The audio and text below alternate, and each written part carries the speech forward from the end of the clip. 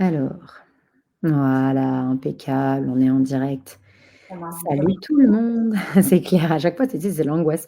Les filles, quand vous arrivez, comme d'hab, ça de toute façon, là, le temps que ça vous envoie la notification, tout ça, je vais vous mettre le petit lien aussi, comme ça, vous aurez tout. Impeccable.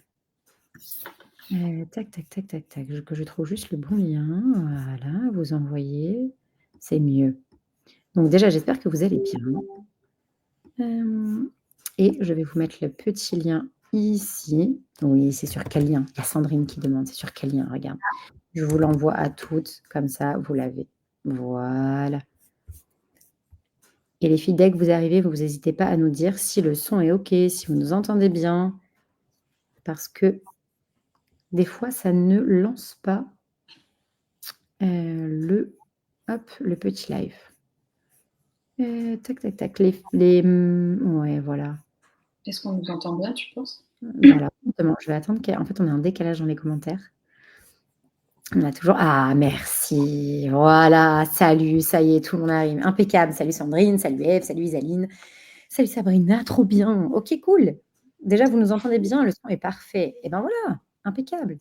C'est toujours, voilà, vu qu'on passe par un autre logiciel quand on est 2, et que Kevin n'est pas là ce soir, du coup, c'est un peu la panique pour moi.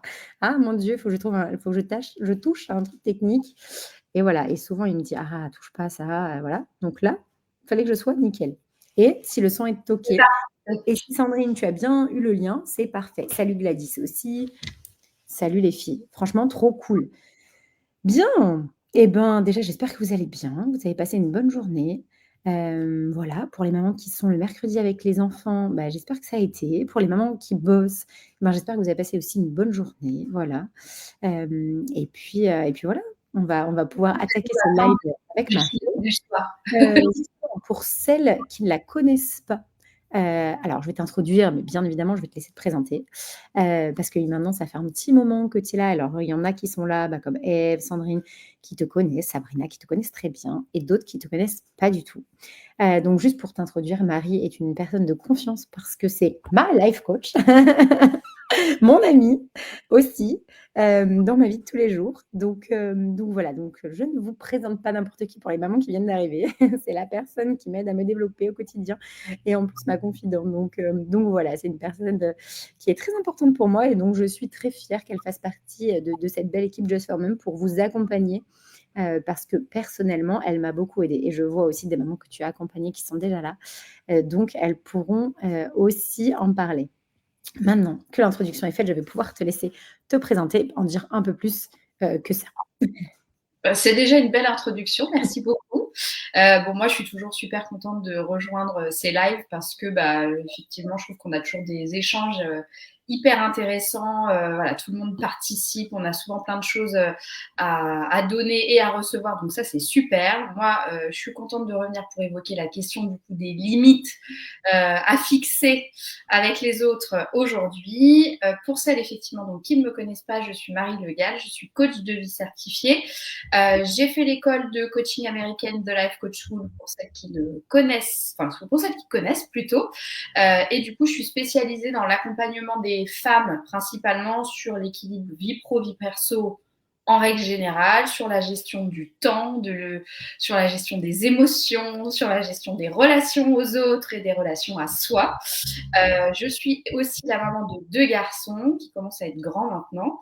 Je suis en parallèle également directrice des opérations d'un hôtel et j'accompagne de temps en temps les étudiants en école hôtelière aussi sur des sujets qui mettent un petit peu en lien et l'hôtellerie et le coaching. Donc voilà pour moi avec toutes mes petites casquettes que j'ai sur la tête. Donc voilà, en tout cas, c'est un plaisir d'être là ce soir, comme toujours. C'est clair, trop bien et ben, nous, on est contents que tu sois avec nous et du coup, ce soir, on va parler des limites, de l'importance, tu me diras Marie si je me trompe de l'intitulé exact, mais de l'importance de poser des limites, parce qu'il y a une phrase, moi, qui me fait tilt très souvent, justement, la première fois que je l'ai entendue, c'est la phrase, bah, là, que je viens de mettre justement, c'est ce pourquoi enfin, réussir à dire non aux autres pour se dire oui à soi, bah, voilà, c'est des choses qui ont beaucoup résonné en moi, que j'ai eu beaucoup de mal à faire et que j'ai toujours du mal à faire dans certains cas. en fonction, tu sais, si c'est cercle proche, cercle moins proche. Enfin, c'est pas toujours facile, je trouve. Mmh. Et pourtant, je trouve ça tellement nécessaire, que voilà, c'était important, qu'on en parle ce soir parce que je trouve que en plus de ça, en tant que maman, c'est je trouve encore plus difficile. Alors peut-être que c'est parce que voilà, mais je trouve qu'on a aussi cette pression malgré tout, un petit peu qu'on se met à nous-mêmes et de la société aussi et des autres aussi. Mais voilà, je trouve que c'est pas toujours facile d'oser justement poser ces fameuses limites, certes avec ses enfants, mais aussi avec son conjoint, avec sa famille, ses amis, ses collègues de boulot donc je suis ravie qu'on en parle ce soir en tout cas.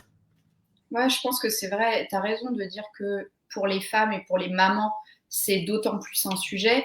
Je suis d'accord parce que effectivement, je pense que la société a construit un peu les femmes autour de cette conception que les femmes se préoccupent principalement des autres tout le temps. Et donc, bah, naturellement, nous, en reproduction de ces schémas bah, qu'on hérite de génération en génération, qu'on voit aussi se reproduire à la télé ou autre, et ben, on a tendance à, une fois que tout le monde est bien, ça y est, nous, on peut s'occuper de nous. Sauf que, bah, en général, on sait tout très bien que ce jour n'arrive jamais.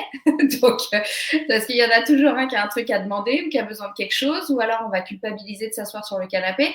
Donc, c'est vrai qu'en général, on passe au second plan et nos besoins, nos envies sont souvent ce qu'on va mettre en dernier sur la table plutôt que, bah, au contraire, de se dire, OK, moi, je passe d'abord ou je passe pas tout à fait comme la dernière roue du carrosse pour répondre aussi à mes besoins. Et on a tendance, du coup, à dire oui tout le temps aux autres.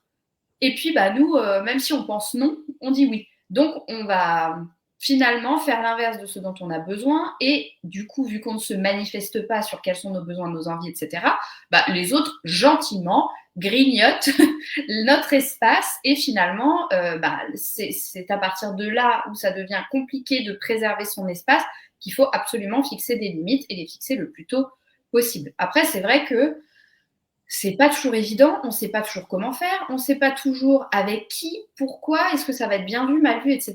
Et c'est vrai qu'il y a pas mal de questions qui se posent autour de ce sujet-là et on ne sait pas toujours comment s'y prendre. Donc, c'est vrai que c'est pas toujours évident et je pense que si on fait un petit tour, comme on fait souvent en début de live, de se demander, je vais poser juste quelques petites questions. Soit vous me faites des petits pouces, je ne sais pas s'il y a les pouces sur Oui, ce. Il il y y a a des tout. Tu Il y as a les des pouces, des commentaires, ok, bon. les commentaires, on voit tout.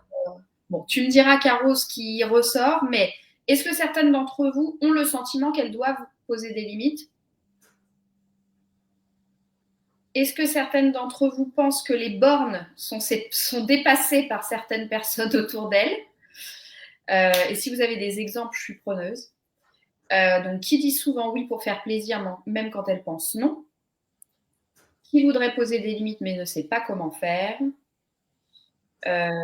Qui a peur de ce qu'on pourrait penser d'elle si elle dit non ou fixe une limite?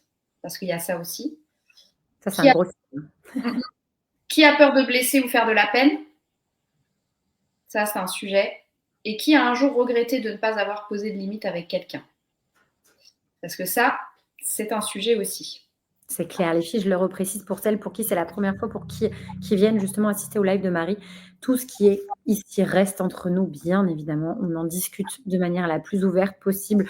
Voilà, Marie, moi, toutes les mamans qui sont là, vraiment, on se livre et tout ce qui reste là, enfin, tout ce que vous direz restera là tout simplement sur le live. Donc, il n'y a pas de. Voilà, vous vous sentez vraiment libre de pouvoir parler, évoquer, changer de prénom si vous avez envie. Oui, Voilà. oui, c'est pas un problème. L'idée, c'est que ce soit un sujet sur lequel on puisse avancer, que ça puisse vous aider de façon concrète et constructive. Donc, c'est vrai que parfois, je vous demanderais de me donner un peu de substance ou de matière pour que je puisse vous donner des réponses concrètes. Mais effectivement, et je pense que sur les différentes questions que j'ai pu poser, moi, tu vois, déjà, je pense que je peux répondre au moins oui à plusieurs d'entre elles. Je ne sais pas pour toi ce qu'il en est. Est-ce que tu t'es Ouais, déjà trouvé un peu bloqué avec ça? bien sûr, en attendant que les filles répondent, je vais le dire parce que la première qui a répondu, c'est Isaline qui dit: «Je me reconnais dans chacun des points cités». Donc Ok. voilà, moi complètement, En attendant que les filles, ouais, répondent, je vais te dire un peu moi ce que je pense de ça. La première, je me suis retrouvée beaucoup dans des situations de, je veux pas faire de peine à cette personne. Voilà, très important le fait de, j'avais pas pris conscience que des fois, c'était pas forcément d'aider cette personne que de pas, tu vois? Que de pas oser dire non au final. Tu vois, j'ai eu le premier truc de: «Bah non, je vais la blesser», voilà, et puis en même temps, après ce retour de dire: «Bah en fait, enfin, tu pas non plus, tu avances pas non plus dans cette relation, tu n'aides pas cette personne-là si vraiment tu lui dis non». Donc j'étais vraiment challengée entre les 2. La deuxième chose, je trouve que, en famille, c'est pas facile non plus, surtout quand on a des enfants, de dire, bah, par exemple, moi, à ce repas-là ou dans ces conditions-là, je n'ai pas moins envie d'y aller, je me sens pas, j'ai pas envie et d'oser, dire: «Bah, écoute, toi chérie, vas-y avec les enfants et moi, j'y vais pas». Ça a été compliqué pour moi. J'ai réussi à le faire il y a peu de temps au final, hein, franchement, je dirais moins de 2 ans. Et qu'est-ce que ça fait du bien, de te retrouver, là où il y a des situations où j'avais pas envie d'être, coincée, dans un truc où je devais pas être là, où j'avais pas envie d'être là et c'était très dur et au final mettre ma mauvaise humeur un peu, sur les gens autour de moi aussi, tu vois? Indirectement, c'était enfin vraiment, même si on essaie de le cacher, même si voilà, il y a des choses qui se sentent quand même et puis même moi, enfin du coup, pas passer une bonne soirée ou un bon moment ou un bon séjour, voilà. Et là maintenant, depuis peu, parce que ça fait vraiment que 2 ans que j'arrive à le commencer. J'ai commencé à réussir à le faire et ouais, ça fait un bien fou en tout cas. Ça fait un bien fou. Oui, parce que quand tu décris effectivement cette situation où tu dis oui pour faire plaisir par convention, où tu dois être en sourire de façade, mais qu'à l'intérieur ça bouillonne, bah, tu es complètement en dissonance. Et c'est ça la problématique, c'est que ça fausse aussi tes relations. On va en Ouais. parler. Parce que du coup, bah, toi, tu cultives du ressentiment à l'intérieur, te dire ils me gonflent tous, j'ai qu'une envie, c'est d'être ailleurs. Et à la fois, faire comme si tout allait bien, alors que toi, à l'intérieur, ça va pas.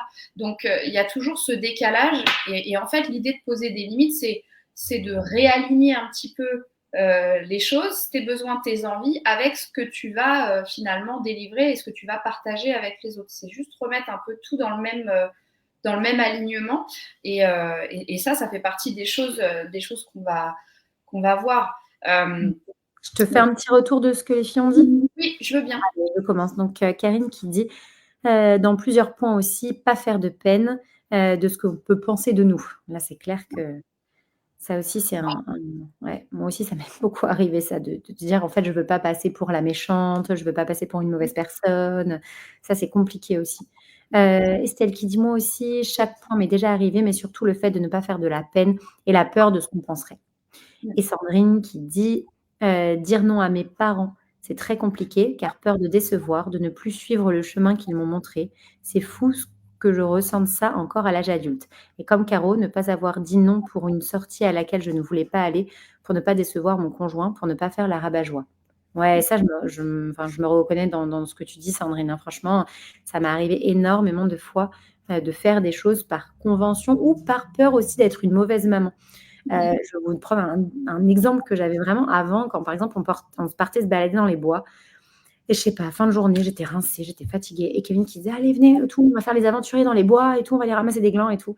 Et là franchement, là, j'ai pas du tout envie de faire ça. Et en fait, je me disais: «Mais si tu y vas pas, tu es une mauvaise mère en fait. Toi aussi, il faut que tu ailles avec tes enfants ramasser des glands à ce moment-là de la journée parce que tu le fais bien, tu es une mauvaise mère», tu vois? Et puis Kevin qui me dit: «Bah quand même et tout».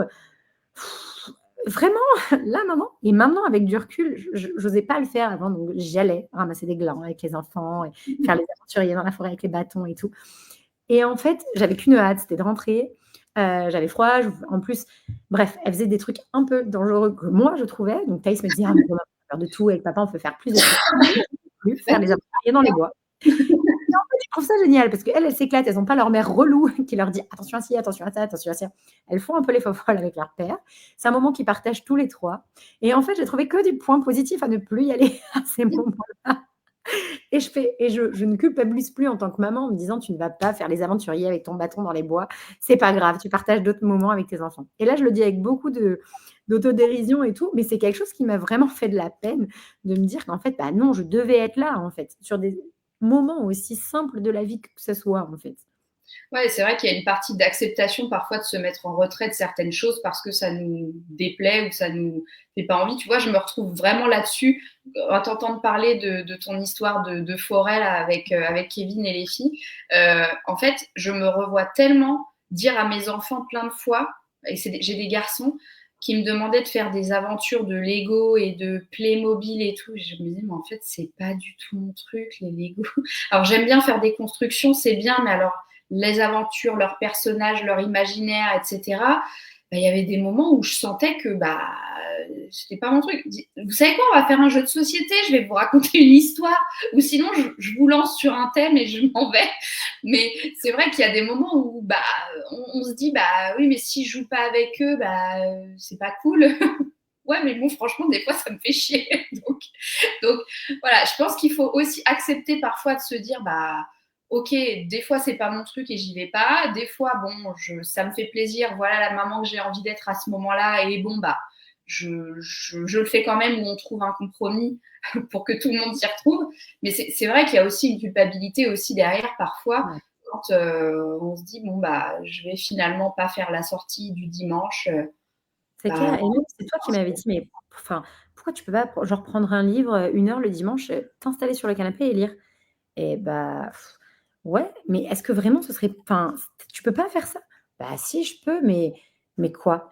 Et là, tu vois, à force, je me rappelle de notre discussion où je me disais: «Mais bah ouais, en fait, c'est moi qui me crée des problèmes là où il y en a pas, en fait». Parce que tu vois, Kevin était ravi d'aller dans la forêt avec les enfants étaient ravis que je sois pas là au final. Enfin, il y avait pas de il y avait il en fait, il y avait pas de sujet, il y avait pas de truc et souvent parce qu'on a peur de la réaction de l'autre ou parce qu'on a peur parce que On va notre penser. conjoint penserait du mal de nous, parce qu'on s'allonge dans un canapé et qu'on prend un bouquin pendant 1 heure et ben, en fait, enfin, quand on le fait, waouh, tout se passe bien, en fait et tu te dis: «C'est incroyable, j'ai pris un livre et je me suis allongée alors qu'ils sont partis dans la forêt», chose que j'aurais jamais pu faire il y a encore, 2 ans, parce que trop de culpabilité, trop dur de le faire ça, quoi. Ouais, Donc sans compter qu'au moment où tu prends ton livre, tu t'assures que tu as lancé une machine, qu'il n'y a plus rien qui traîne dans l'évier, c'est parce qu'on a du mal exactement à ça, rien faire. c'est Bon, exactement ça. c'est Bon, vrai qu'on s'éloigne un peu du sujet de fond, mais l'un dans l'autre, c'est vrai que derrière, il y a aussi une notion de culpabilité qui quand même pointe parfois le bout de son nez quand on va prendre telle ou telle décision. Et nous aussi, il y a un travail effectivement d'acceptation d'être qui on choisit d'être à ce moment-là, même si c'est peut-être pas l'archétype de la super maman qu'on nous vend, je ne sais où, dans les magazines ou à la télé. Voilà, donc effectivement, je pense qu'il y a ça qui rentre en ligne de compte. c'est Et clair. Je te dis juste ce que Sandra a aussi écrit, moi j'ai appris car plus envie de subir, je n'hésite plus et pas grave si je perds du monde en route. mmh, ouais, ça c'est bien, c'est une Tu bonne chose. Ouais, c'est clair.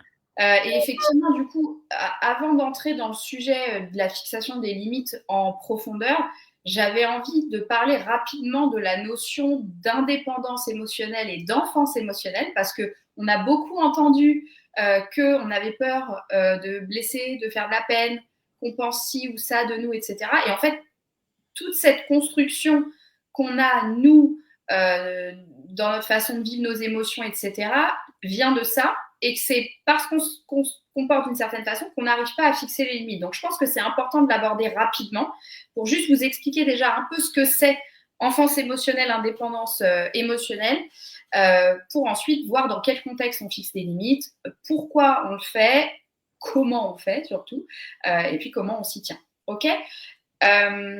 Du coup, l'enfance émotionnelle, c'est globalement, par défaut dans la société là dans laquelle on vit, on est dans un système d'enfance émotionnelle. C'est-à-dire que on nous biberonne depuis toujours que, on doit être heureux tout le temps. Celle-là, vous la connaissez, je vous l'ai déjà dit.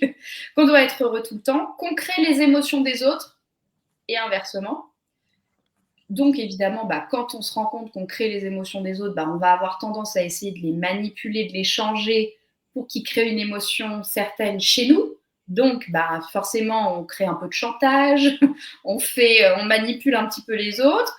Du coup, les relations sont parfois un petit peu biaisées, puisque on n'est pas soi-même, ou alors on fait semblant, c'est ce qu'on disait tout à l'heure. On dit oui quand on pense non, et du coup, on délègue littéralement la responsabilité de nos émotions aux autres ou à tout ce qui se passe potentiellement dans le monde. Donc ça, c'est l'enfance émotionnelle. 99% des gens sont dans l'enfance émotionnelle. Parce que on est construit comme ça, et puis surtout parce que personne ne leur a appris un autre modèle. Jamais. Or, nous serions supposés commencer à rentrer dans ce qu'on appelle maintenant l'indépendance émotionnelle. Et en fait, l'indépendance émotionnelle, c'est se rendre compte qu'on n'est pas heureux tout le temps. Je pense que ça, même si on veut être heureux tout le temps, on se rend bien compte qu'on n'est pas pump it up tous les jours, toute la journée. Donc déjà, c'est accepter le fait que non, on ne doit pas être heureux tout le temps, que la vie, effectivement, est ce 50-50 d'émotions positives et négatives et qu'on a besoin du contraste pour apprécier la partie cool, que nos émotions viennent uniquement de nos pensées à nous. D'accord ? Vos émotions créent vos pensées. Vous ne créez les émotions de personne. Les émotions des autres viennent de leurs pensées. Donc, c'est indirect. Si vous créez une émotion, c'est la personne va penser quelque chose de ce que vous avez dit ou fait et va créer une émotion pour elle. Mais vous n'envoyez pas d'émotion directement aux gens, de même façon que les autres ne vous en envoient pas. Donc, chacun chez soi, si je peux dire, sur les émotions. Et ça, c'est hyper important parce que ça vous permet de prendre, vous, la responsabilité de vos émotions et du coup, de rendre aux autres la leur. D'accord ? De garder dans votre contrôle vos émotions, vos actions, vos résultats et non pas ceux des autres. D'accord ? Et autre info intéressante dans l'indépendance émotionnelle, c'est-à-dire que les autres adultes font ce qu'ils veulent. On ne peut pas les changer. Ils sont neutres et extérieurs à nous. On ne peut rien en faire, d'accord, tant qu'eux ne l'ont pas décidé. Donc, juste arrêtons de gaspiller notre énergie à essayer de changer les autres. Ça ne sert à rien.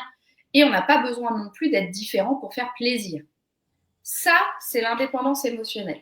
D'accord ? Donc, évidemment, il y a un petit travail pour réussir à basculer naturellement, si je puis dire, de l'un à l'autre. Parce que c'est se défaire de tout un tas de croyances et de visions qu'on a et avec lesquelles on a grandi depuis longtemps. Mais à partir du moment où on est davantage dans l'indépendance émotionnelle, on a moins peur de faire de la peine parce que on sait qu'on ne crée pas la peine chez les autres. On a moins besoin de changer les gens ou d'essayer de leur faire du chantage parce qu'on sait que de toute façon, ils sont extérieurs à nous et qu'ils sont neutres et qu'en gros, on n'a pas de contrôle dessus. Donc, on va se focaliser davantage sur soi. Et évidemment, on va avoir des relations beaucoup moins faussées parce qu'on n'essaye pas de manipuler ou de changer qui que ce soit et qu'on est du coup aligné avec soi. Donc, ça, je pense que c'est quelque chose, c'est une introduction qui, je pense, est importante parce que ça détermine vraiment comment on va décider de fixer ou pas des limites avec les autres. Est-ce qu'il y a des questions jusque-là sur ce que j'ai dit ou pas, Caro ? Non, ça va ? Ça va, pour l'instant, non. Il y a des commentaires, mais c'est dans la lignée de ce que tu dis. Ok. Donc, à votre avis, dans quel contexte on doit fixer des limites ? Dans beaucoup. Toi, par exemple, dans quel... Bon, tu as parlé effectivement de relations familiales, d'oser parfois dire que non, tu ne vas pas sortir ou pas aller à tel ou tel dîner. Est-ce qu'il y a d'autres contextes dans lesquels tu t'es dit, OK, là, ça suffit, barrière ? Ouais, notamment dans ma vie pro. Parce que, en fait, c'est vrai qu'on a monté une équipe où tout le monde est à 100%, on s'envoie des messages très tard le soir. Et du coup, c'était pas facile des fois, en fait, de dire: voilà, en fait, je reçois un message, je dois y répondre tout de suite. Et en fait, ça a été une organisation aussi, alors avec les mamans que je suivais au début ou maintenant avec notre équipe, en se disant: «OK, ne t'inquiète pas, genre, après 21h, je ne répondrai plus à mon téléphone. Je répondrai que, le lendemain matin à partir de 7h30». Un exemple. Mais en gros, de pouvoir fixer un petit peu malgré tout, ton espace, entre le pro et le perso qui n'est pas toujours facile ou t'inquiète pas. Toi, tu peux m'envoyer des messages, mais par contre, moi, vu que j'ai coupé mes notifications, en fait, je n'irai dessus, j'irai les chercher. Et ça, c'est quelque chose, qui m'a beaucoup aidée, notamment, de couper les notifications parce que je choisissais d'aller chercher l'info plutôt que de la subir. Donc du coup, c'est quand même poser des limites, de retirer des notifications. C'est exactement poser des limites, c'est parfait. Voilà. Et donc ça, en fait, dans ma vie perso et dans ma vie pro, parce qu'au final, les messages qu'on reçoit, les notifications, les mails et cetera, ça peut venir de tout le monde. Et donc, ouais, je pense que ça m'a aidée. Le fait d'aller chercher l'info et de pas devoir la subir, ça m'a aidée à poser des limites justement et je m'en porte beaucoup mieux. Ouais. Et je pense que c'est vraiment une bonne chose. Et effectivement, on doit fixer des limites quand on considère qu'il y a violation de notre espace personnel, physique ou émotionnel. Clairement. Les limites sont là pour définir déjà ce qui est important pour nous et ensuite pour clarifier ce qui est acceptable et ce qui ne l'est pas pour nous. Ce n'est pas des menaces, d'accord? C'est un mécanisme de protection, non pas une attaque. L'idée, c'est de se préserver et d'honorer son espace physique et personnel. C'est pour soi, pas contre les autres. D'accord? Ça, c'est une nuance qui est importante parce que là, tu es dans l'indépendance émotionnelle. Quand tu es contre les autres, ça veut dire que tu essayes de les changer, etc. Là, tu retombes dans l'enfance émotionnelle. Donc, vraiment, l'idée, c'est pour soi, pour se préserver, soit directement. D'accord? Mais effectivement, comme on l'a dit tout à l'heure, en général, on a peur de blesser, peur de faire les vagues. Donc, on est encore sur ces histoires d'émotions qu'on pense qu'on va faire ressentir. On a peur aussi de ce qu'on va dire et ce qu'on va penser de nous. Et ça vient aussi de notre cerveau primitif. On en avait, je crois, déjà parlé, mais en fait, quand on a peur de ce que vont penser ou dire les gens de nous, c'est intrinsèquement une peur du rejet. On a peur d'être rejeté. Or, ton cerveau primitif, celui qui était dans les grottes à l'époque de la préhistoire, en gros, il sait que s'il est détaché du groupe, c'est la fin. Il va mourir parce que personne ne sera là pour le défendre, etc. Il ne pourra plus chasser, il ne pourra plus survivre, etc. Donc, notre cerveau primitif, qui est celui des émotions peut-être les plus fortes qu'on peut ressentir, va se mettre en mode alerte, panique à bord, je vais être rejeté, on va mourir, à partir du moment où tu te mets en opposition potentiellement avec les autres.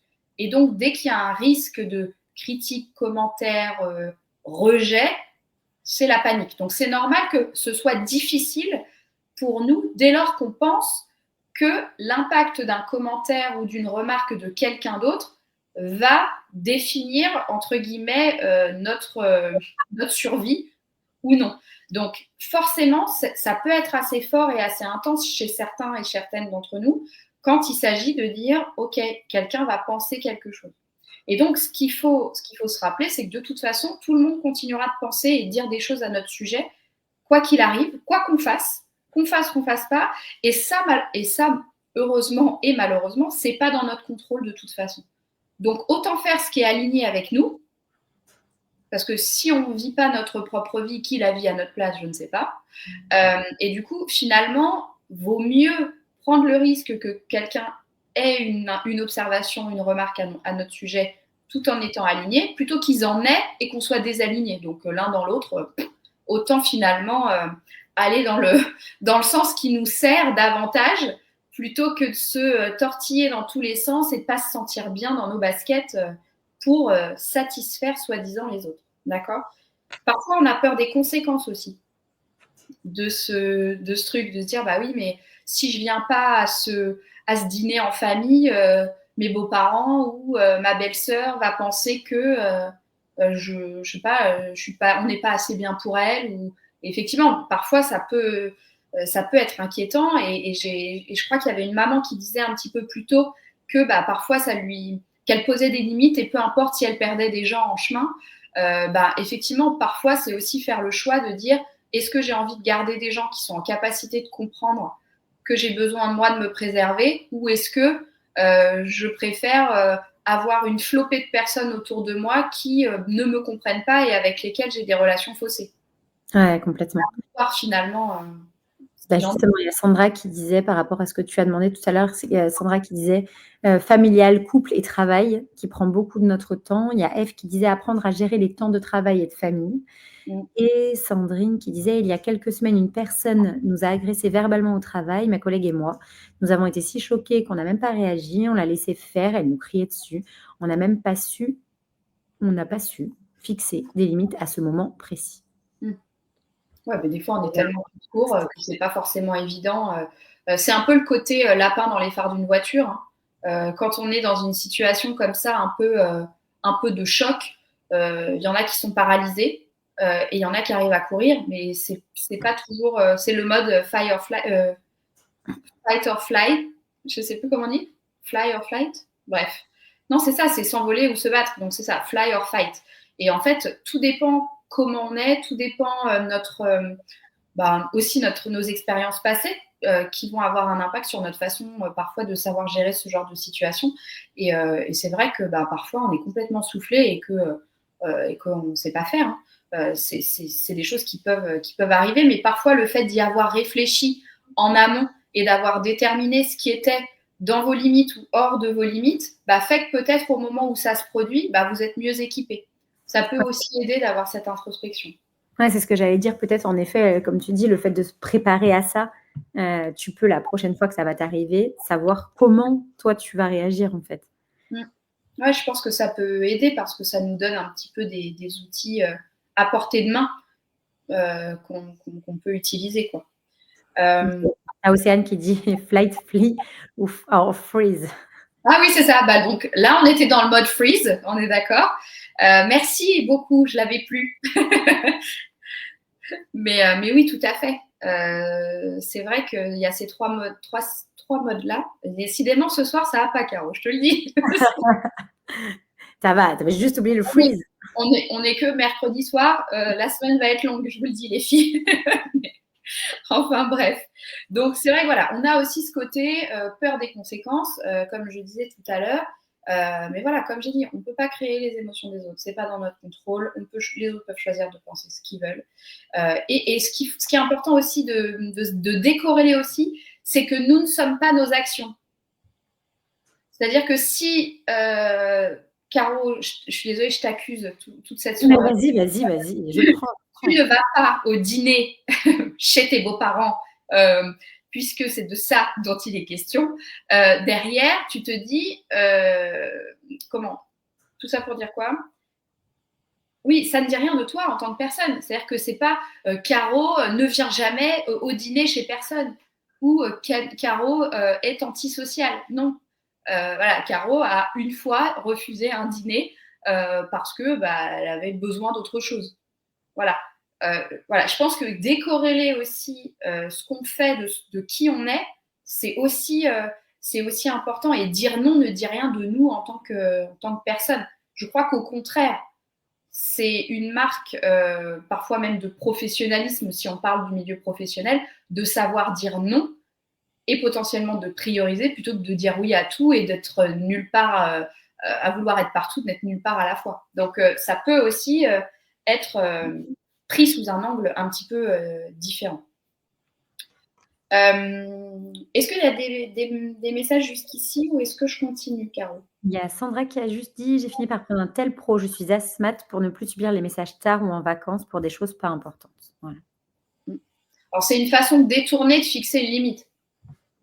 Parce que tu ne la communiques pas. Et ça fait partie, justement, des raisons pour lesquelles on a du mal à fixer des limites. C'est que parfois, ça nous semble tellement évident que on n'envoie pas un message à minuit quand ton gamin est malade le lendemain et qu'ils ne te le déposeront pas.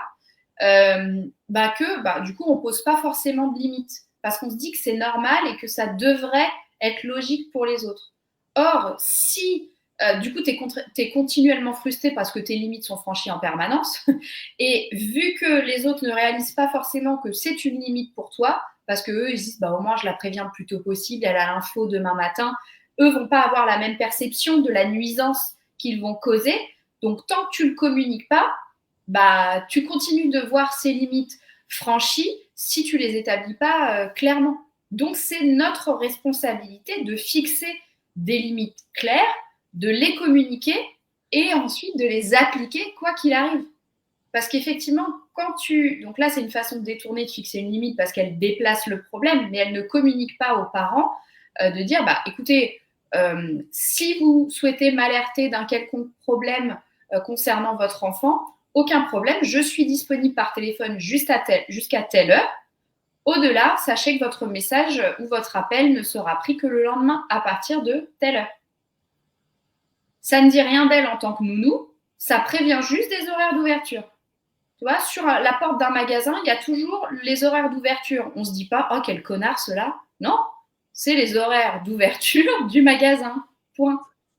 D'accord? Moi, il n'y a pas longtemps, j'ai fixé une limite avec mes équipes à l'hôtel parce qu'il y a une espèce de mode, je ne sais pas si vous avez ça dans votre entourage, mais qui est sur les messageries instantanées, de faire « Salut !» un autre message. « Ça va ?» un autre message. Donc, à chaque fois, « Dididing, dididing, dididing ». Donc, moi qui déteste les notifications, j'ai simplement dit « Écoutez, vous pouvez continuer à m'envoyer des messages multiples, il n'y a aucun problème. En revanche, je n'y répondrai pas. » Et du coup, bizarrement, ils ont arrêté de le faire. Maintenant, ils m'écrivent des pavés, mais j'ai qu'un seul message. Voilà. Donc, parce que pour moi, c'est vraiment une nuisance que d'avoir ce bruit-là incessant qui sonne ou d'avoir 15 messages à la suite. Mais encore une fois, tant que je ne le communique pas, les choses ne peuvent pas évoluer ou je ne peux pas me préserver. OK? Ouais, justement, elle dit: «J'ai essayé, mais comme il n'écoute pas, ma limite est le blocage sur le téléphone perso est un tel pro, Ouais. du coup, un tel de travail auquel je réponds quand je décide de ne plus avoir les nuisances des notifications». Ouais, c'est une façon de détourner, mais c'est vrai que c'est pas toujours évident de dire les gars, par contre, ça suffit. C'est plus possible. Ouais, Donc, et il y a sinon, Isalie qui dit: «J'ai décidé», excuse-moi Marie, je te coupe, «j'ai décidé de ne plus autoriser les personnes nocives de mon entourage à venir chez moi depuis que j'ai déménagé». Ouais, ça, c'est une limite, clairement. Les gens qui se présentent chez toi sans s'être annoncés, c'est une limite. Et c'est ce qu'on explique, enfin, ce que je vais expliquer aussi, c'est que les limites, c'est pas du chantage. C'est pas arrête de venir chez moi, sinon je te parle plus. Non, ça, c'est du chantage, c'est pas une limite. C'est tu peux continuer de venir sonner si tu souhaites, en revanche, je n'ouvrirai pas la porte si tu ne t'es pas annoncé. Ça, c'est une limite. C'est pas la même chose parce que on a tendance à vouloir utiliser les limites quand quelqu'un se conforme pas à ce qu'on attend de lui, finalement. Mais comme dit, ça révèle du chantage et de vouloir contrôler les autres. Donc, on est dans l'enfance émotionnelle. Alors que quand tu laisses l'adulte choisir de continuer ou pas d'agir comme il a envie, mais que toi, tu agiras d'une certaine façon dans ce contexte-là, pour te préserver, là, c'est différent. D'accord? Donc, c'est pas la même chose. Mais ça a un coût de pas fixer de limite. Parce que le coût, souvent, il est plus important qu'on le pense. Parce que, tu vois, on parlait justement du fait que toi, tu bouillonnes parce que tu as dit oui pour aller à ce dîner et tu n'avais qu'une envie, c'était d'être chez toi et de faire un truc hyper important pour toi. Donc, tu es en dissonance, tu bouillonnes, donc ta relation, évidemment, est faussée. Que tu n'as qu'une envie, c'est de les buter ou qu'ils finissent de manger rapidement pour que tu puisses rentrer chez toi, faire ce que tu avais envie et prévu. Du coup, tu cultives une espèce de ressentiment. Tu nies complètement tes besoins, tes envies, parce que ça passe complètement à la trappe. Donc, forcément, tu mets les autres, tu fais compte, finalement, tu donnes davantage d'importance aux autres qu'à toi. Donc, forcément, tu te perds en chemin. Tu joues pas dans ta propre équipe. Tu altères ta confiance en toi et ton estime de toi. Et puis, comme tu le disais tout à l'heure, dire oui aux autres, c'est se dire non à soi. Donc, il faut changer l'intitulé pour savoir se dire oui à ça. Et le coût de ne pas fixer de limites, finalement, est bien plus important que elle va dire de moi que j'aurais quand même pu faire un effort. Oui, ok, très bien. Mais tout ce que ça a démoli en toi à force de laisser finalement empiéter tout ce monde sur ta propriété, si je puis dire, ça fait quand même des dégâts. Hein. C'est hyper dévastateur. C'est juste qu'on s'en rend pas compte au début, mais ça prend de la place.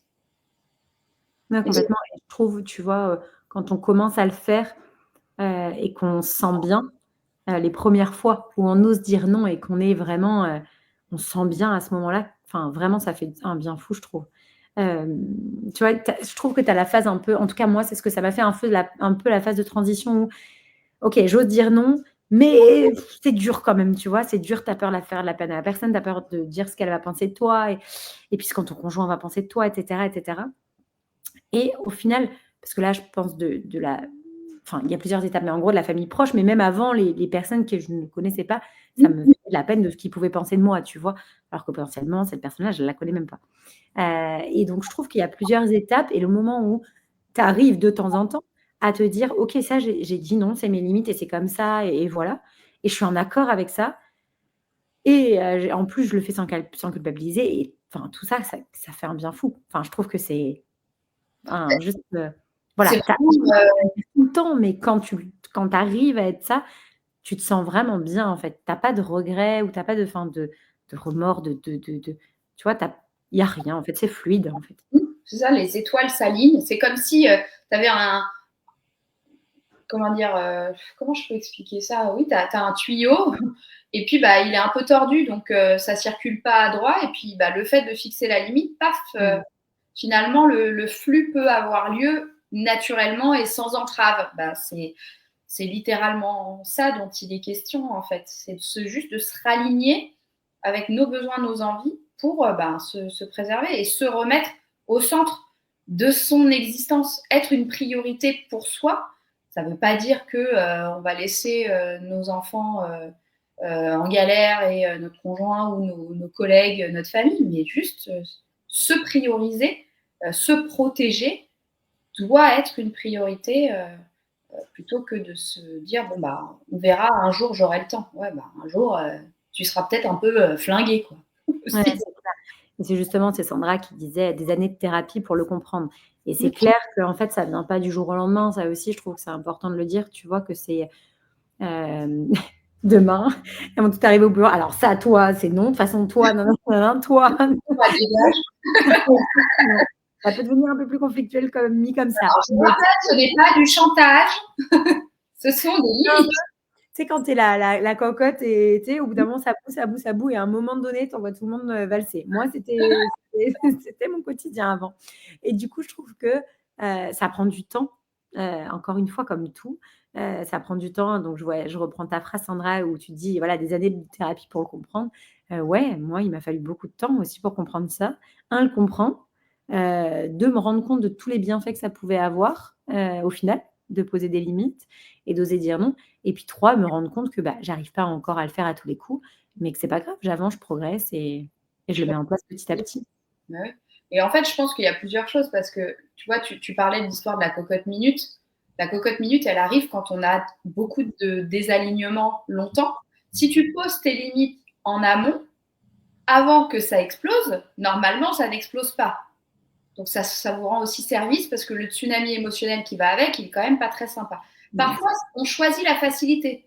Parfois, on se dit, j'ai pas envie d'avoir une conversation inconfortable pour fixer une limite, donc je laisse la cocotte exploser, puis quand ça explosera, bah, advienne que pourra, j'aurai passé le message. C'est parfois une façon d'éviter le problème, mais honnêtement, fixer une limite claire et saine au moment où vous sentez que ça commence à déborder, eh ben, c'est bien parce que ça évite l'explosion. Donc, ça peut être pas mal. Et tu as eu raison, Caro, de dire c'est un processus, ça prend du temps. Il faut commencer par des petites choses, des choses simples. Dire non pour des choses futiles et puis fixer des limites pour des choses voilà, un peu banales. Et puis petit à petit, bah, on s'échauffe et on commence à prendre un peu plus d'aisance en la matière. Et c'est en ça qu'après, on arrive pour des sujets plus important à fixer les limites qui s'imposent pour nous. Donc, euh, oui, donc voilà, ouais, c'est un processus. Hein, je suis d'accord avec toi, ça se fait pas forcément du jour. Alors ça peut, mais faut que, je pense qu'il y a un travail d'acceptation, d'introspection qui doit quand même un peu avoir lieu pour se donner le courage de se lancer. et puis, tu vois, je repensais aussi aux enfants où on dit qu'il faut absolument poser des limites aux enfants, un cadre, qu'ils en ont vraiment besoin pour grandir, progresser. En fait, je pense que même les adultes, en fait, ils en ont besoin, d'avoir, en fait, des limites posées aussi par les autres. Enfin, en fait, je pense qu'adultes et enfants, tout le monde en a besoin au final, pour vivre le plus «sereinement» entre guillemets possible. Bah oui, parce que je pense que à la fois les enfants, nous, c'est un petit peu différent de ce qu'on fait nous en tant qu'adultes, de nous le faire avec nos enfants parce que eux sont encore en construction. Mais notre rôle, c'est de dire, bah voilà, tu peux choisir de faire ça, voilà la conséquence.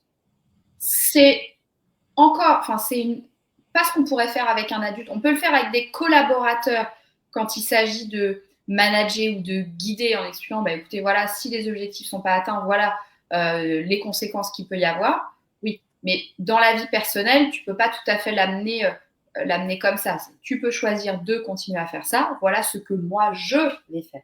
Ce n'est pas les conséquences qui sont matérielles, comme on pourrait l'avoir pour un enfant. C'est un petit peu différent, mais eux sont en construction. Et le fait effectivement, de mettre un cadre et de mettre des limites à ce qui se passe, ben, ça permet que eux se construisent aussi là-dessus en étant en capacité potentiellement d'en fixer aussi plus tard. Et effectivement, je pense que le plus ils nous voient le faire, c'est des éponges, ils font pareil. Hein. Donc, je pense que c'est effectivement, dès tout petit, le cadre est essentiel, et il est essentiel, oui, toute la vie. Toute la vie, clairement. Qu'est-ce que j'ai mis d'autre? Ouais, le coup de ne pas fixer de limite, ça c'est vraiment, on s'en rend pas compte parce qu'on est dans le jus, et puis parce qu'on se dit, de toute façon, s'ils vont bien, moi je vais bien. Pas dans le bon sens. Non.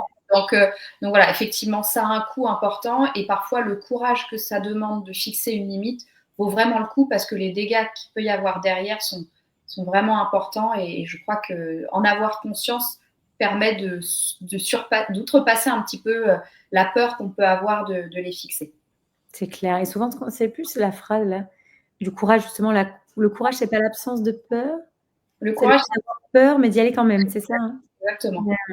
Exactement. Et en fait, tout à l'heure, tu vois, tu me parlais du fait de dire ça me demande de me lancer quand je vais fixer une limite. Ça me fait vraiment penser à la cible d'expansion. On en avait parlé, zone de confort, zone élastique et zone de panique. Clairement, au début, fixer une limite, ça va vous demander de respirer un bon coup et de vous dire j'y vais. Et clairement, ça vous fait passer de votre zone de confort à cette zone élastique. Et le plus vous le faites, plus votre zone de confort grandit, et plus ce qui est dans votre zone élastique et zone de confort sont des sujets potentiellement plus musclés. On pourra en reparler, mais c'est vrai que c'est aussi, c'est comme un sportif. Hein. Le plus tu vas travailler à poser des limites, le plus ce sera facile de le faire au fur et à mesure. Hein. C'est une gymnastique, c'est comme un muscle.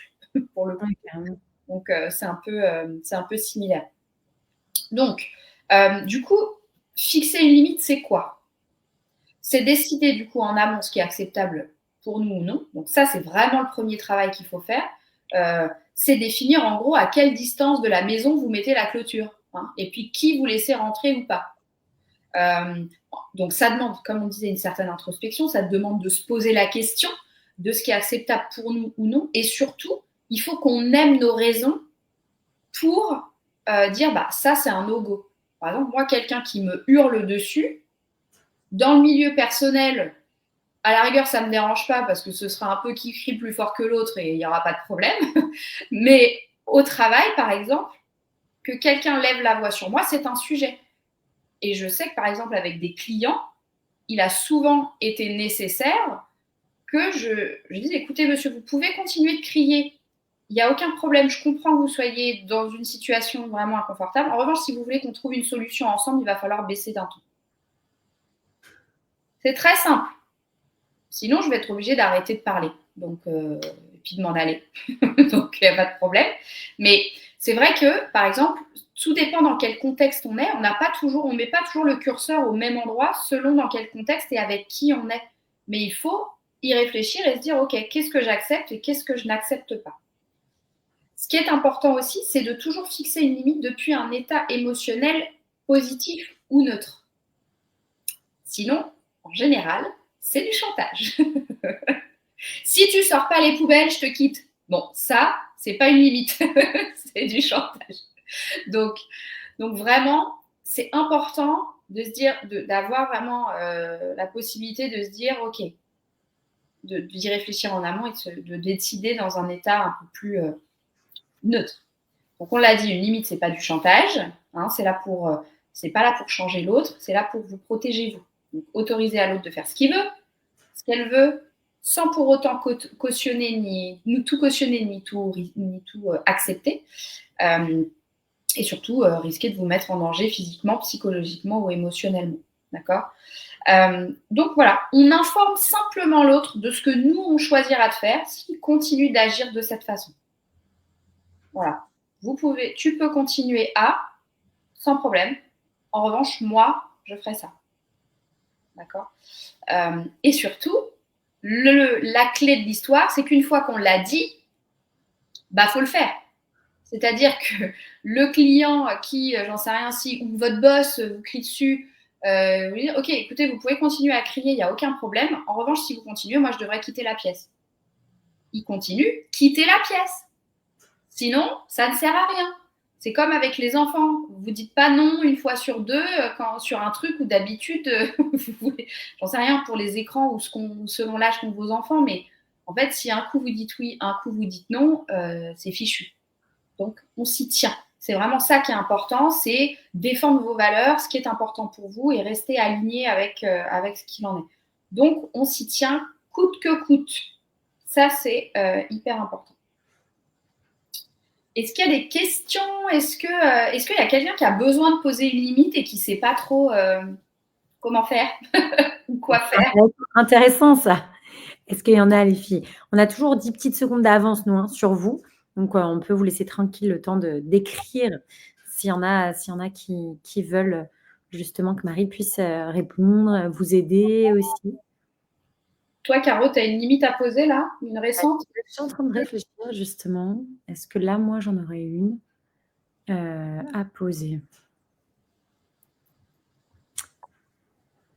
À moi-même, c'est possible ça aussi, hein? À soi-même. Alors, je pense que c'est différent. Dans ce cas-là, c'est plus prendre une habitude ou de fixer un objectif, sauf à dire que tu es, entre guillemets, dangereuse pour toi-même. Dans ce cas-là, c'est un autre diagnostic, Caro, désolée. mais en soi, ça peut être plutôt voilà, une intention de changer un comportement ou de prendre une habitude différente. Non, mais bien sûr. C'est une limite d'une certaine façon. Se dire, bah, j'en sais rien, je sais que je suis accro au chocolat, et ben c'est 3 carrés, c'est 3 carrés maximum. Si tu en prends 4, tu fais 10 pompes, par exemple. Tu peux te la fixer à toi-même, c'est vrai. Ça peut marcher, mais il faut s'y tenir. Comment dire, on ne badine pas avec le chocolat. Tu Non. vois, ça c'est important. Non, archi important. Moi, si j'ai pas mes 1 ou 2 carrés par jour, je vais pas bien, concrètement. Voilà, c'est un sujet très sérieux, Caro. Mais bien sûr, bien sûr. Je réfléchissais justement, est-ce que moi, là, j'avais une limite à poser? Non, tout de suite, non.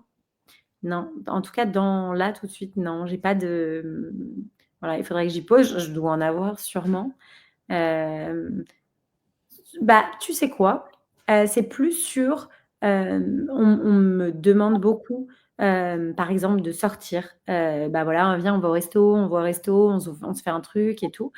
Et c'est vrai que, je le fais avec très peu de monde le soir parce qu'en fait, c'est très important pour moi d'être, efficace dans mon travail la journée et vu que je suis avec les enfants, moi, le mercredi, jusqu'à 16h, je bosse très, très peu le mercredi. Au final, je bosse de 6h à 19h, donc c'est vraiment même pas à 18h30. Je bosse 2h30 le mercredi, donc je bosse pas beaucoup. Les autres jours de la semaine, j'ai besoin vraiment d'être très efficace et donc du coup, quand on va me solliciter pour un resto le soir, bah, je sais que, voilà, les personnes essentielles, je vais accepter ces restos-là le soir, mais les autres, bah, des fois, voilà, je vais pas oser, en fait, dire non.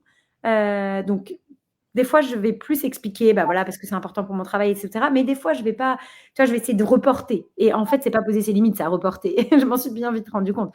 Attends, en février, ça ira mieux parce que là, vraiment, janvier, c'est tu vois, on a eu une challenge, on a eu tout ça, donc je suis sous l'eau et puis c'est important pour moi de rester, à fond. Donc du coup, non, je vais pas y arriver. Donc on décale ça en février. Puis en février, en fait, tu as toujours un truc, tu vois? Et au final, c'est pas poser des limites, tu vois?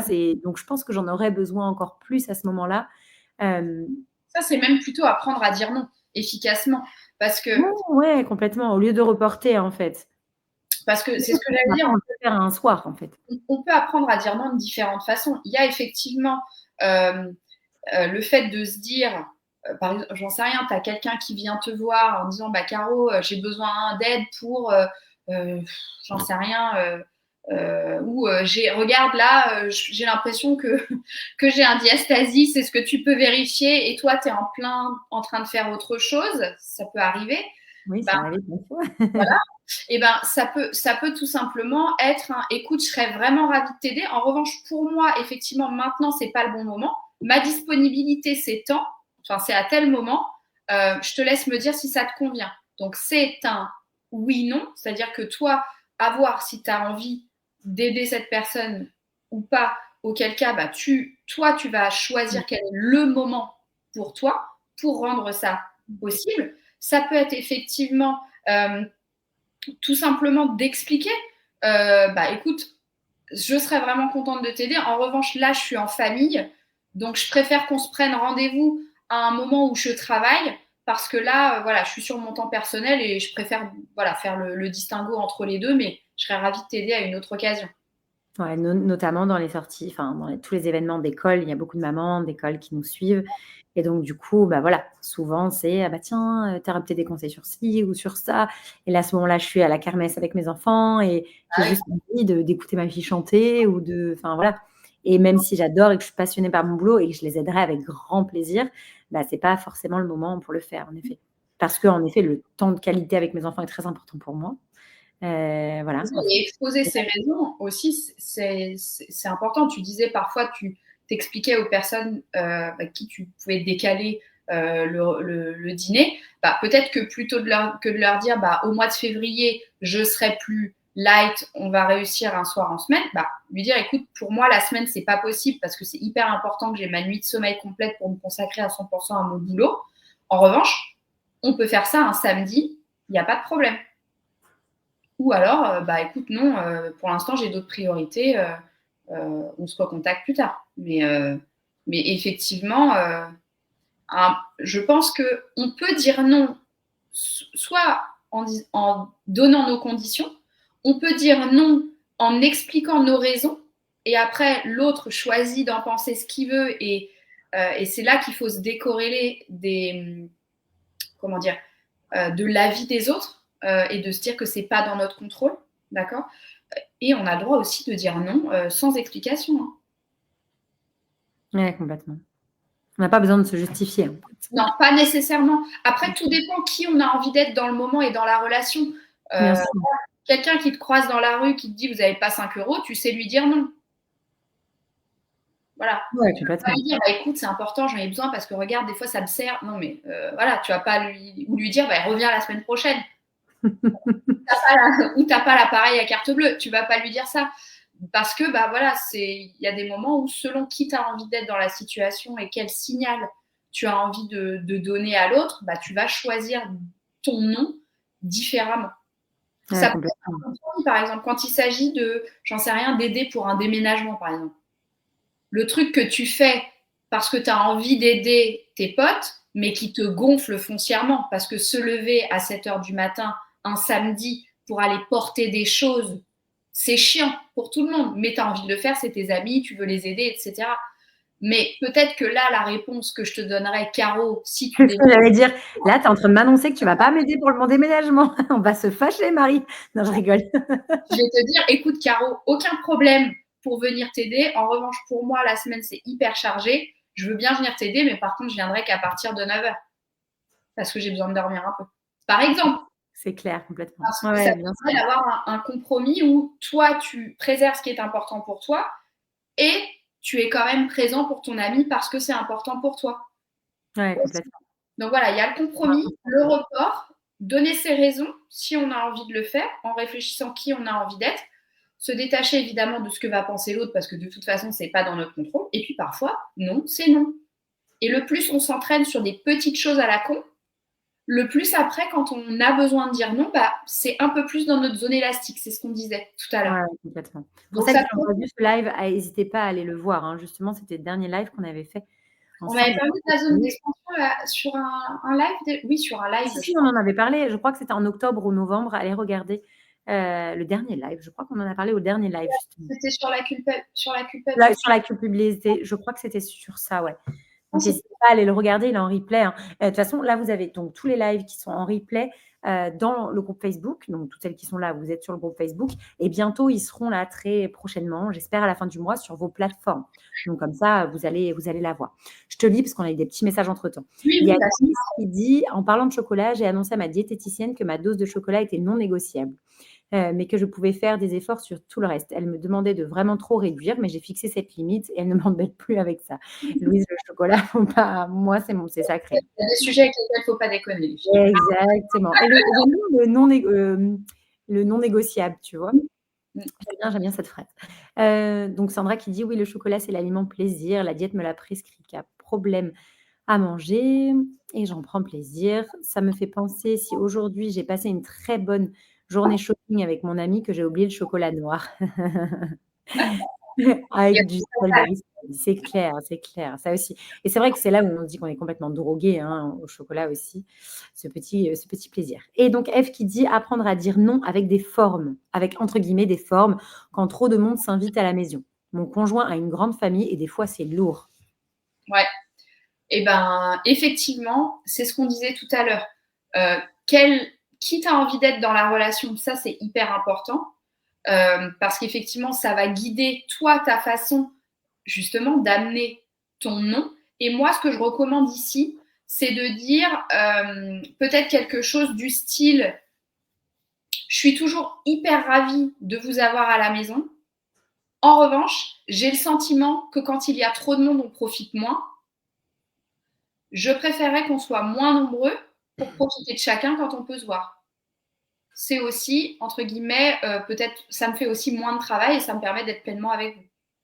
C'est un non avec des formes, enfin, c'est un oui-non, c'est un oui-mais peut-être, qui te permet, toi, bah, de rester potentiellement ouverte à recevoir ta famille, mais avec des conditions qui sont à la fois plus favorables pour développer vos relations et à la fois plus confortables pour que toi, tu puisses être présente et apprécier le moment.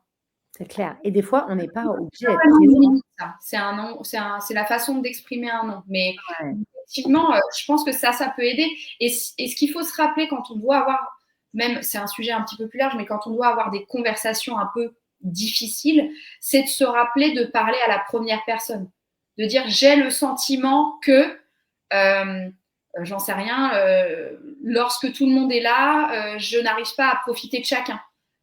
Et ça veut tout à fait dire la même chose que là, en fait, il y a trop de monde, on s'en sort pas. C'est juste que c'est amené différemment et on ne peut pas nier la façon dont toi tu te sens parce que c'est très personnel. Donc, rester factuel et parler à la première personne, c'est des choses qui peuvent vraiment aider quand on a besoin, voilà, d'aborder un sujet un peu touchy, quoi. Ouais, c'est clair et de pas être forcément là aussi, hein. Mmh. Moi, je sais que c'est déjà arrivé, bon, bah, voilà, tu as envie de voir telle personne et telle personne, bah, super, moi je vais en profiter pour ce soir-là, sortir et aller voir ma copine Marie, par exemple. Et du coup, c'est cool aussi parce que du coup, tout le monde passe une bonne soirée et et voilà. Et Mmh. donc, toi, de pas être toujours parce que, on va voir, nous, c'est vrai qu'on a eu l'habitude parce qu'on avait des emplois du temps, toujours différents quand on se voit en famille. Bah, des fois, Flo, il est pas là, des fois Kevin n'est pas là, des fois moi je suis pas là, des fois toi tu n'es pas là et en fait, du coup, il y a pas de sujet, en fait. Il y a pas de sujet et enfin, je trouve ça top de réussir aussi à faire ça, Non, non, c'est vrai et j'avais une réflexion qui vient de m'échapper, hem, qui était en lien avec le fait de dire non. Bon, je l'ai plus. Bon, ça me reviendra peut-être. Est-ce qu'il y a eu d'autres, mamans ou d'autres, femmes qui avaient des remarques ou des questions, à Non, poser là-dessus? non, Ève, c'était la dernière. OK. Bah, merci en tout cas, Ève, d'avoir partagé aussi, cet exemple parce que c'est vrai que c'est pas toujours évident de savoir où on met les pieds et comment on y va. L'important, c'est déjà de se rappeler que c'est hyper important de le faire, de dire non et de mettre des limites parce que voilà, se rappeler le coût que ça peut avoir et ensuite, ben, s'entraîner, trouver, ce qui fonctionne pour nous pour des petits sujets au début, se rappeler que c'est pour soi, pas contre les autres, et puis, se rappeler, que c'est pour se préserver vraiment. Donc, je pense que quand on a ça dans sa entre guillemets «dans sa poche arrière», en mémoire, quand surviennent des situations, voilà, un petit peu compliquées où on sent qu'il y a un début de désalignement, bah, hop, ce sera disponible pour pouvoir les utiliser potentiellement et c'est ça l'idée, hein. L'idée, c'est pas de dire non à tout le monde et d'envoyer chier tout le monde, hein, c'est pas du tout l'idée. S'il vous plaît, ne le faites pas. Mais des fois, il y a besoin. Des fois, il y a besoin de remettre les clés. Voilà. Mais Mais voilà, l'idée, c'est vraiment de se dire qu'est-ce qui est important pour moi et comment je peux faire en sorte que ça soit respecté par ceux qui m'entourent. Ça, c'est important. Et D'accord? est-ce que justement, Marie, tu as pu constater, peut-être que c'est voilà, purement moi qui pense ça, mais est-ce que tu as pu constater que les hommes avaient plus de facilité à faire ça que nous, les femmes? Ou non, pas spécialement, ça dépend? Non, mais si, bien sûr, parce que déjà, ils sont socialement positionnés différemment. OK. Là, eux, socialement, ils n'ont pas de problème à s'asseoir dans le canapé pendant 1 heure. Voilà, déjà. Ils n'ont pas de problème à passer en premier parce qu'ils ont été socialisés comme Mmh. étant le fruit du monde au départ, parce que, bah, voilà, par leur maman en premier déjà, et puis ensuite, bah, par les personnes qu'ils ont épousées potentiellement, leurs femmes, ensuite leurs enfants, etc. Donc, la façon dont socialement les hommes sont élevés, forcément, les rend moins en difficulté à dire non et à se passer finalement en priorité parce qu'ils sont socialisés comme ça. Alors, c'est pas contre ces messieurs, ils y peuvent rien, ça a été comme ça et ça va évoluer. J'ai bon espoir avec l'évolution un peu de nos mœurs et de notre façon de vivre. Mais c'est vrai, il faut le dire, que c'est quand même plus facile quand on n'a pas l'habitude d'être au second plan tout le temps, parce que c'est censé être normal. Bah non. Donc, Ouais. il faut déjà qu'on se remette au devant de l'existence déjà. C'est clair. Quand on voit ton message, Sandra, moi, c'était exactement pareil, justement avec Kevin, et j'ai vachement évolué là-dessus dans le sens où avant, j'en voulais beaucoup à Kevin d'être comme ça, au final, et maintenant, j'essaie de le voir autrement et j'essaie de le voir en me disant: «Si j'étais comme lui, en fait, ça m'inspire». C'est vraiment paradoxal, hein, ce que je vais te dire. Tu vas me dire: «Elle est folle ou quoi?» Mais en gros, ça m'inspire parce que ça me donnait envie, moi aussi, d'être capable de le faire, en fait, d'être capable de m'asseoir dans un canapé et de m'allonger, prendre un livre, d'être capable d'aller faire mon sport, alors que, le repas n'est pas prêt et que, voilà, et en fait, de le tourner un peu autrement, bah, en tout cas, moi, ça a permis d'améliorer ma relation vraiment avec Kevin en toute transparence en se disant: «OK, en fait, ce qu'il fait, je ne suis plus en colère contre lui de se faire passer en priorité, mais par contre, ça me challenge et me donne envie, en fait, de faire la même chose, de faire pareil. Mais pas contre lui, mais vraiment pour moi». Non, mais clairement, combien de fois tu reçois 15 personnes à la maison, tu es encore en pyjama, il est 11h30, les gens arrivent dans une demi-heure, tu es là, tu es encore en Une train de... discussion qu'on a eue il y a pas longtemps, ça.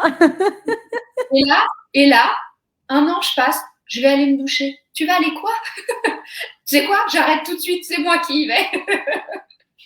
Parce qu'en plus de m'être tapé 3 heures de repas et de ménage et de tout ça, moi, là, maintenant, je vais même pas être prête pour mes invités. Non, non, non, bouge pas d'ici. Exactement. Tu sais quoi? Tu vas préparer l'apéro, je vais prendre ma douche. Mais c'est vrai, nous, on ne sait pas saisir notre Je chance. disais que on sent. Clairement. On sent Jenny Chamas, qui est une coach que j'aime beaucoup, qui a fait la même école que moi et que j'adore. C'est vrai qu'elle parlait de ce sujet-là et de cette capacité que parfois les hommes ont d'être capables de s'asseoir sur le canapé parce qu'ils ont 5 minutes avant d'emmener les enfants à l'école. Toi, tu cours, tu cries, tu leur mets leurs chaussures, bref, tu es au bout de ta vie. Eux, ils se posent, ils ouvrent le journal ou ils scrollent.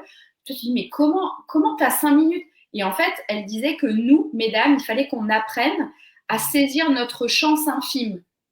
C'est 5 minutes où tu peux soit mettre une machine en route, soit aller t'asseoir et choisir de s'asseoir.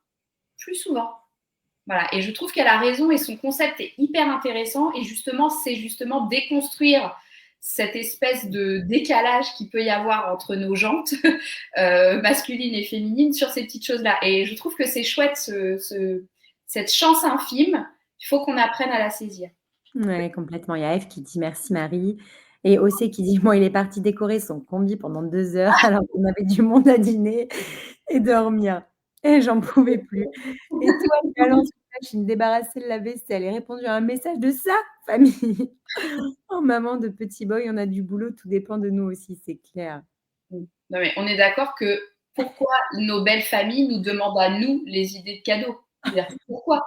Oui, mais lui, il répond jamais. Justement, c'est un problème.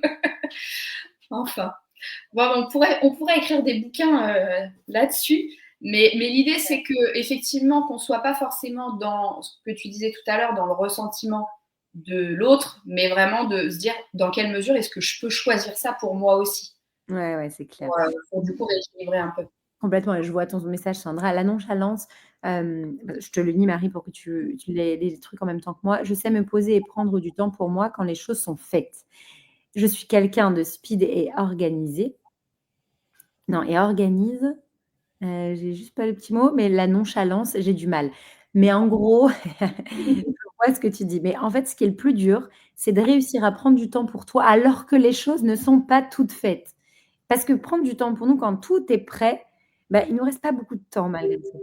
Mais réussir, je trouve, à le faire quand les choses ne sont pas faites, ce qu'eux arrivent très bien à faire, je trouve que c'est là notre défi d'y Mmh. arriver. En tout cas, moi, je me suis fixé comme objectif ça, de réussir à le faire encore plus quand, en fait, bah, on est mercredi. Si je me retourne, je vais pas me retourner parce que les filles ont mis le bazar partout dans la maison. On est mercredi et ben me dire: «Voilà, il est parti au resto avec un pote. Quand il reviendra, on fera à 2». Moi, j'ai le live, on attend. Non, mais voilà, mais j'exagère, mais te dire, en fait, de réussir à trouver, je trouve, ce temps pour toi, même quand, des fois, c'est un tsunami autour de toi, quoi. Et c'est vrai, et tu as tout à fait raison, Caro, et c'est souvent ce que je dis. Je ne sais plus si on l'avait fait ensemble, la planification hebdomadaire, on avait dû le faire ensemble. Ouais. La première chose à noter dans l'agenda, c'est le temps pour soi. Parce que sinon, c'est toujours ce qui saute. Donc, il Mmh. faut le noter en premier. Et ça fait partie du lâcher prise, comme tu disais, Sandra, c'est clair. C'est vrai. Elle rigole, elle dit: «Ah, mais tous les mêmes». Et tu sais quoi? C'est exactement ça. J'espère que vos conjoints n'écoutaient pas tout le live de ce soir. Ils vont se dire: «C'est Sûr, pas on en possible». reparlera.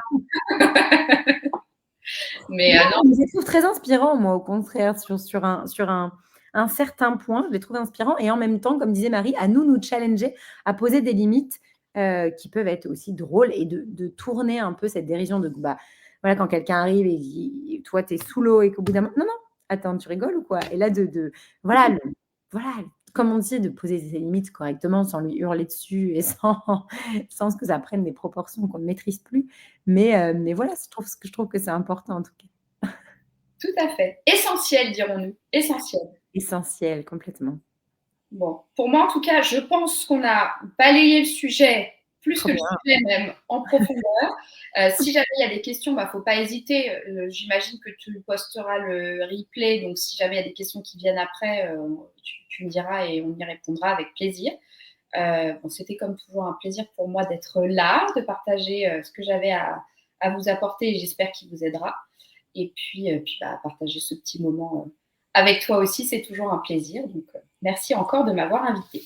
Eh ben, de rien, avec grand plaisir. Merci à vous, d'avoir été là. Merci d'avoir réagi parce qu'encore une fois, on n'aurait pas fait ce live sans vous et donc franchement, merci beaucoup d'avoir osé nous expliquer aussi, ce que vous vivez. Merci pour tout. Donc voilà, parce que c'est toujours cool et puis, voilà Marie, de toute façon, n'hésitez pas encore une fois à aller revoir les différents lives que vous avez pu, ne pas voir ou rater ou si vous venez d'arriver, je pense à Sandra qui vient d'arriver et ben, voilà, il y en aura d'autres de toute façon et puis si vous avez des sujets, des thématiques, franchement, n'hésitez pas. Je vois les petits messages justement qui arrivent des personnes qui te remercient. Sandra, merci pour ce live très intéressant. Océ qui te dit merci.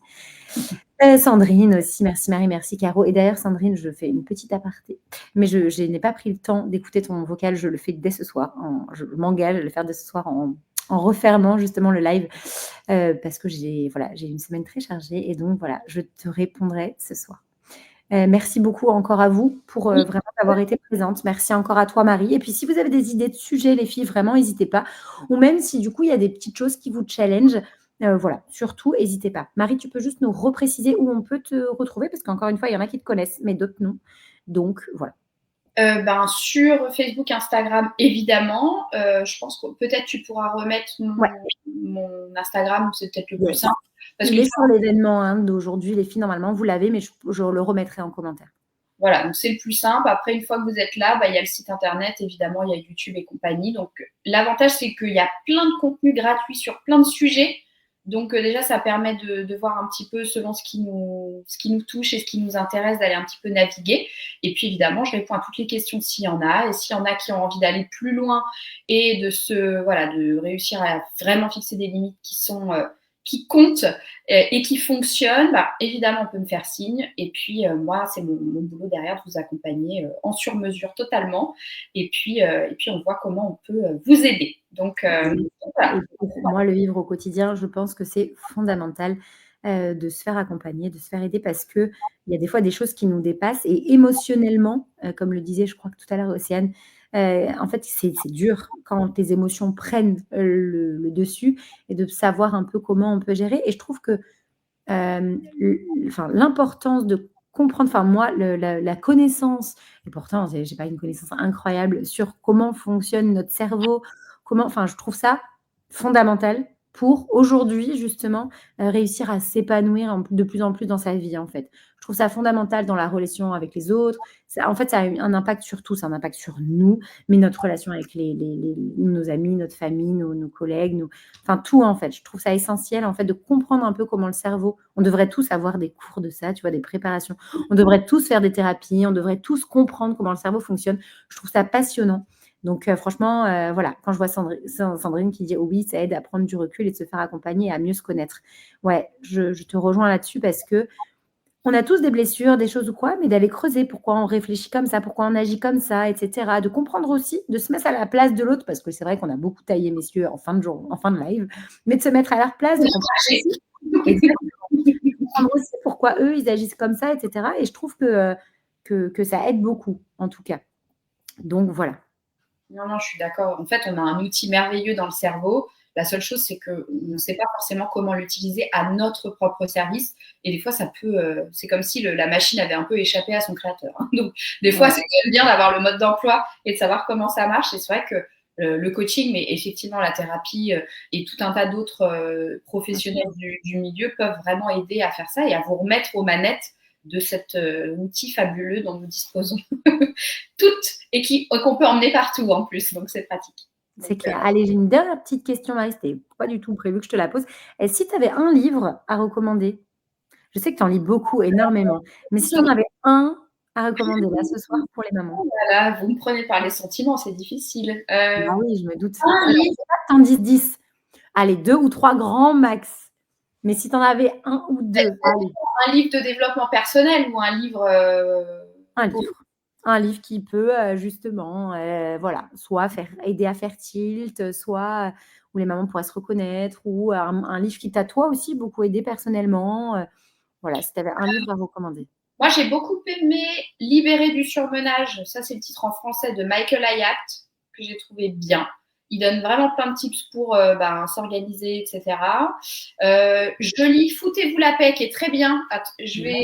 L'auteur. Attends. Je l'ai. Michael, n'importe quoi. En ce moment, je le lis, c'est Fabrice Midal. Voilà. Fabrice Midal, pardon. Donc lui, il déculpabilise de plein de choses. Je l'aime bien, moi, celui-là. Foutez-vous bien. Et après, après des romans qui m'ont transportée, il y en a pas mal. En général, j'en partage aussi de temps en temps, justement sur mes réseaux sociaux, etc. Donc si jamais il y en a que ça intéresse et qu'il y a des ferventes lectrices, faut pas hésiter, j'en partage de temps en temps. Mais la lecture, c'est la vie. Donc... C'est vrai que celui de Fabrice Midal, je ne l'ai pas fini, mais je suis en pleine lecture et il est pas mal. Et ça s'appelle donc Foutez-vous la paix et commencez à vivre. Ouais, c'est très bien. Un titre qui m'a donné envie, en tout cas. Il me l'a proposé Audible, je me suis dit que c'était... Ils connaissent tes préférences. Exactement, une bonne recours. Oui, très bien. Donc, après, il y en a plein, il y en a vraiment plein, mais oui, merci de cette question. Trop bien. Et ben voilà. Et je te félicite, tu n'en as pas dit 10. Bravo. Non, franchement, ouais, c'est vrai. Ce soir, c'est bien. Allez, je vous souhaite une belle soirée, une belle nuit aussi à toutes. Et puis, je vous dis à très vite de toute façon. Et encore une fois, si vous avez des idées de thématiques, que ce soit par rapport à Marie ou même par rapport à d'autres choses, surtout, n'hésitez pas. Et je refais juste une petite parenthèse, rien à voir, mais avec le live qu'on a eu hier avec Mélissa Carlier, pour celles qui ne l'avaient pas. On n'est pas passé dans le groupe Facebook, on est passé directement sur Insta. N'hésitez pas à aller le revoir. Et elle organise justement un petit événement la semaine prochaine qui est complètement gratuit, où elle va passer, que je ne dise pas de bêtises, jeudi soir, son documentaire qui est normalement payant. Là, elle va le passer gratuitement sur justement un petit peu ce qu'elle a appelé la révolution menstruelle, où elle explique un petit peu justement le libre flux, comment fonctionnent les règles. Je trouve ça super intéressant en tant que femme de comprendre comment son corps fonctionne, notamment pendant les règles, sur les hormones, les émotions, mais tout simplement mécaniquement aussi ce qui se passe. Donc voilà, c'est un documentaire que moi j'ai eu la chance de pouvoir visualiser il y a un peu plus de 3 mois maintenant. J'ai trouvé passionnant et elle le rediffuse jeudi prochain. Donc si jeudi prochain, vous n'avez rien à faire de votre soirée ou que vous avez envie, que c'est un sujet qui vous intéresse, allez le voir parce que je le trouve dingue ce documentaire. Voilà. Non, c'est intéressant. Merci du Ouais. partage parce que du coup, moi, je n'étais pas au courant. Eh ben, je te le partagerai aussi. Belle soirée à toutes, belle soirée Marie, belle soirée les filles et à très vite. À vite. Ciao.